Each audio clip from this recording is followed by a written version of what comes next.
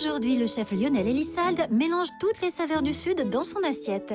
Celle du Sud-Est avec un finger de polenta, du pesto italien et de la brousse. Et celle du Sud-Ouest avec la piperade et le jambon basque qui les accompagne. Attention, nos candidats devront être très attentifs pendant la démonstration du chef. Ils ne pourront se fier qu'à leurs notes lors de l'épreuve, car ils ne possèdent pas la recette. Oui, on va commencer de suite par la polenta.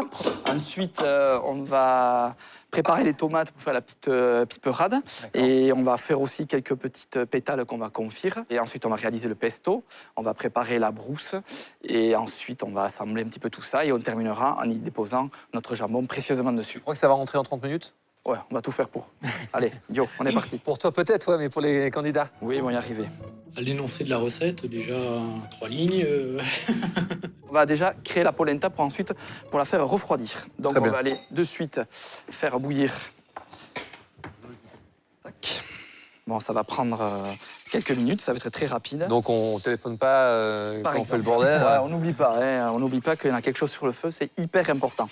Donc on attend bien que ça boue avant d'ajouter Exactement. la polenta. Donc on commence à arriver à ébullition et on va y mettre gentiment la polenta. La polenta peut me faire peur un petit peu. C'est quelque chose, une pâte pareil, qu'il faut réussir. C'est un petit coup de main, il faut surtout être présent. On verra.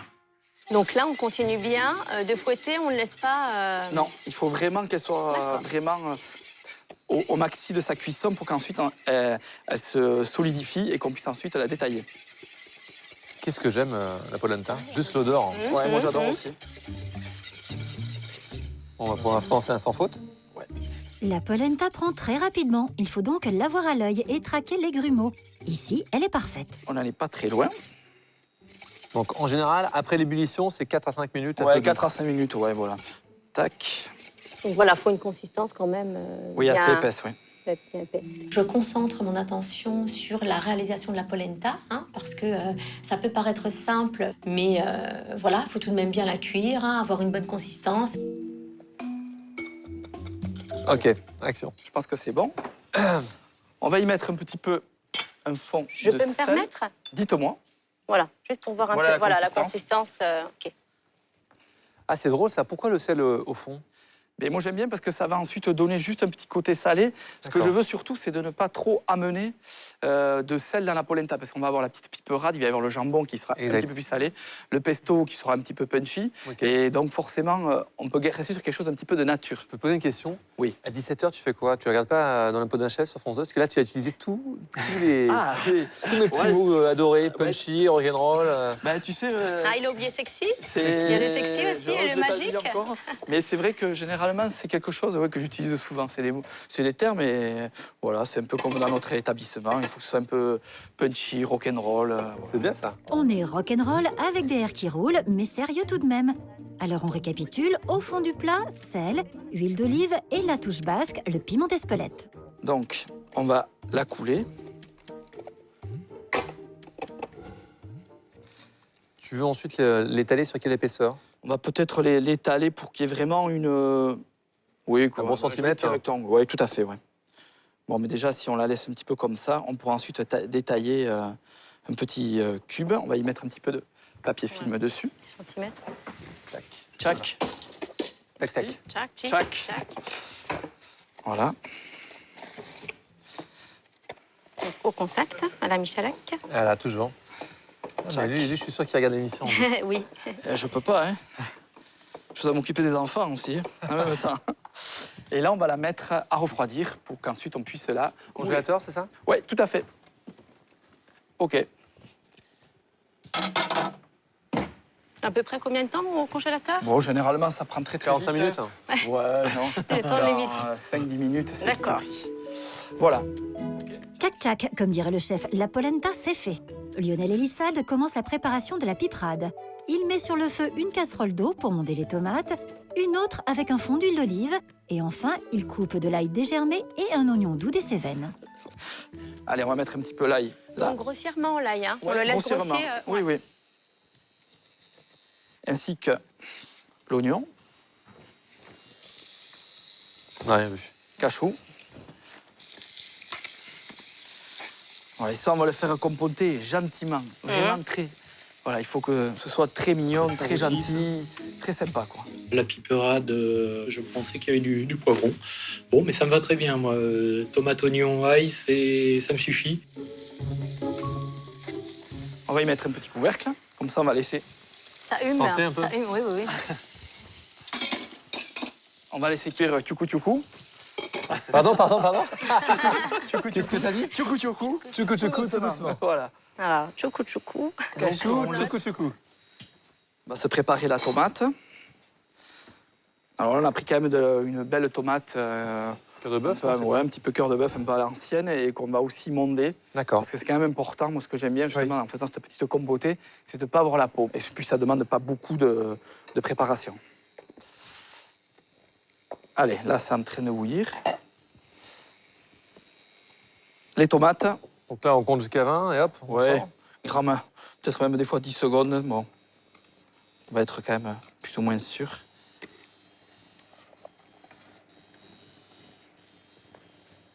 Tchac, on les remet à glacer. Tchac. Ouais. Puis on va mettre aussi un petit peu la grosse. Bon, on n'a peut-être pas assez d'eau, mais bon, c'est juste un petit peu pour enlever une partie de la peau, pour juste un petit peu les bouillanter. Celle-là, on va les mettre sur la planche. C'est la plancha? Ah, la planche. Non, c'est pas pareil? La plancha, c'est pour cuire. La planchou? La planchou. La planchounette? Oui, peut-être aussi. Tchoukou tchoukou, planchounette, la créativité aujourd'hui n'est pas seulement dans l'assiette. Donc on va gentiment dépeler. Et après, on va les épépiner. On va y mettre un petit filet d'huile d'olive, un petit peu de sel, un petit peu de romarin. Et on va les laisser Et on va les passer au four. gentiment, ouais. Tac. Alors l'oignon prend un peu de couleur. C'est ce que tu veux? Oui, un petit peu, léger. Hein.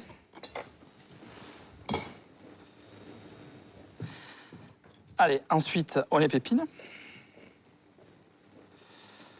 Voilà. Donc ça fait de jolies petites pétales. Ça, ce sont les pétales qu'on on va déposer sur le finger avec la compotée.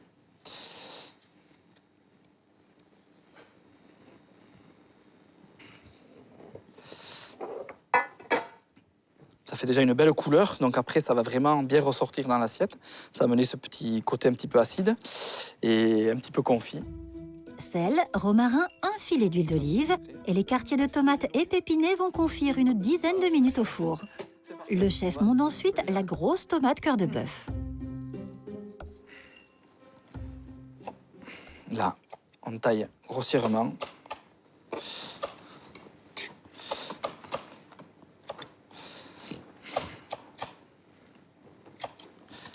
Tchac. Voilà, les oignons sont parfaits. Ils sont bien colorés.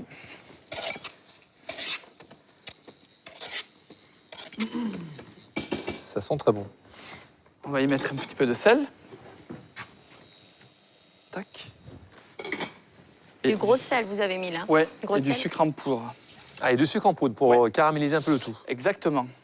Ça amène un petit truc sympa. On en met juste un petit chouïa. Hein. Oignons et tomates cuisent tchoukou tchoukou, doucement.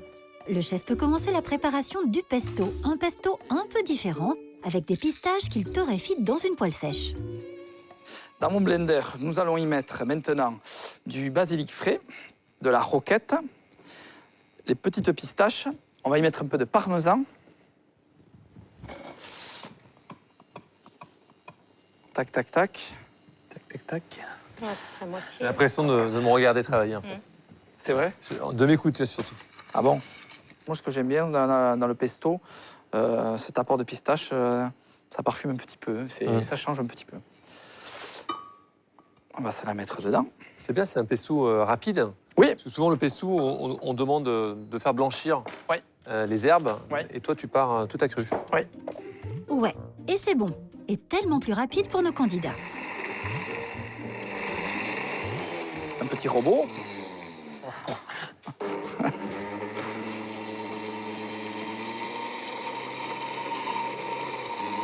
On peut en faire un petit peu d'avance parce qu'après on le garde au frigo, ça bouge pas.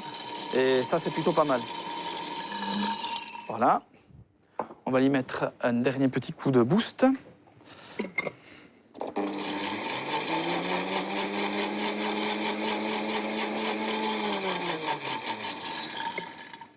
Voilà. On va déposer. Le pesto est prêt, la piperade compote toujours. Le chef s'occupe maintenant de la brousse.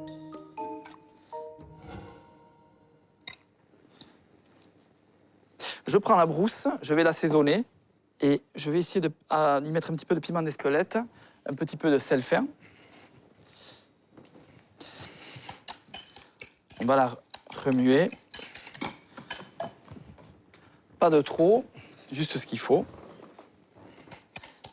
Voilà, et on la réserve au frais pour le dressage. Avec un emporte-pièce, le chef taille ensuite dans la polenta qui a durci au congélateur un finger. On va le faire revenir, juste un petit peu le faire dorer. Un peu d'huile d'olive.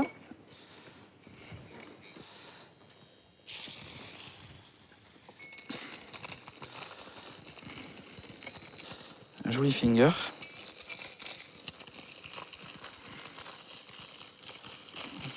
Ça accroche.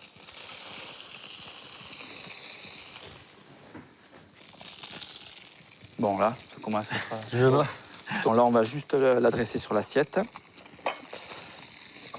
Tac.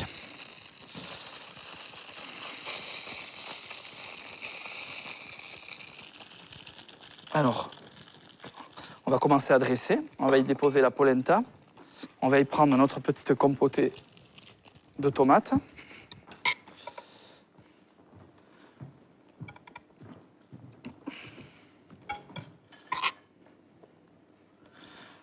On va essayer de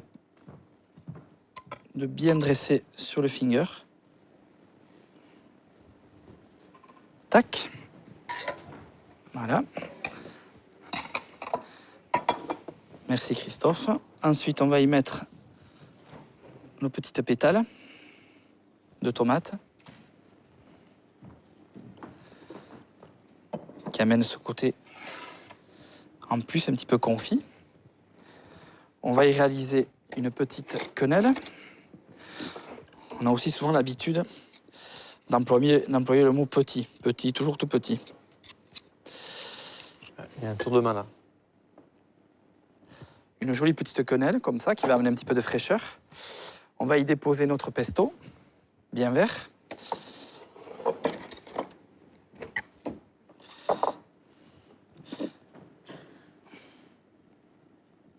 fait quelques points. Super gourmand et coloré. Hein. Tac, tac. Crac, crac là. Tac, tac. Ah, Tac, tac, tac. Puis ensuite, on va y mettre notre fameux jambon. Ah, l'unique. Voilà. Que moi, je mets tout simplement juste par-dessus. Comme ça. Je vais y mettre une ou deux feuilles de roquette pour rappeler un petit peu. C'est important. Roquette qu'on trouve aussi par chez nous. Et on finit avec quelques petites herbes. Voilà, tout simplement. Donc ça, c'est quoi? Ça, c'est Basilic. du mini basilic. Voilà. Super. On termine C'est vraiment. frais, c'est coloré. Ça sent l'été. Ça sent, même si on est en fin de l'été, on est juste impatient de sauter dans l'assiette et tout déguster. Voilà. C'est beaucoup d'ingrédients, plusieurs préparations, et puis un dressage conséquent aussi. Donc presque, il faudrait prévoir 25 minutes de préparation. Dans ces 25 minutes, on a 10 minutes, un quart d'heure de polenta. Donc ça va être serré.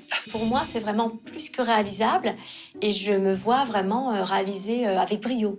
Merci Lionel pour cette belle recette Merci. qu'on n'hésitera pas à récupérer sur france2.fr, le meilleur site de cuisine de toute la Au planète, monde. n'est-ce pas? Au monde. Voilà. C'est très beau, c'est très frais. Je sais pas vous, mais moi j'ai hâte de déguster.